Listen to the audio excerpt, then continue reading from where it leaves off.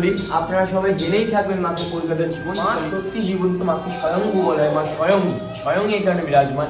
এর বিভিন্ন রকম উদাহরণ আমরা পেয়ে থাকি, অনেক জিনিস আমরা নিজে অনুভব করে থাকি। তো তেমনি আপনাদেরকে একটা ভক্তের আমি ঘটনা, রিসেন্ট ঘটনা।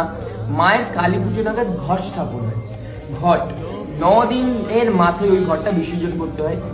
এবার আমরা পুরো মন্দির চত্বর একটু তাড়াতাড়ি বন্ধ করি, 8:30টায় মন্দির বন্ধ হয়। 8টা নাগাদ মন্দির বন্ধ করে আমরা ঘর বিসর্জনের জন্য সবাই চলে যাই। মন্দির চত্বর পুরো ফাঁকা। এবার দুটো স্বামী স্ত্রী এসে মায়ের মন্দির খুঁজছে। এবার খুঁজে পাচ্ছে না।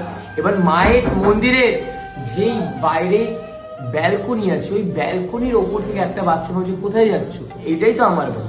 এবার ওরাও ইগনোর করে দেয় যে না, এটা মা শ্যামসুন্দরী, আমরা মন্দির খুঁজছি। ওরা খুঁজে চলে যায়। এবার হুট করে পরের দিন যখন ওরা আসে মায়ের মন্দির, দেখছে ঠিক যেই বাচ্চাটা বলেছিল যে এই ব্যালকনি, ওই ব্যালকনির মধ্যে গিয়ে যে মা শ্যামসুন্দরী, তখন ওরা আমাদেরকে বলছে, মানে এটা যখন আমাদেরকে বলছে, আমাদের গায়ে পুরো কাটা দিচ্ছে।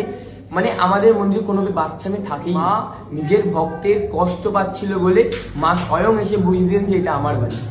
তাই মা এখানে সত্যি আছেন, মা এখানে স্বয়ং আছেন। মাকে বলে গেলেই মা বুঝতে পারবেন।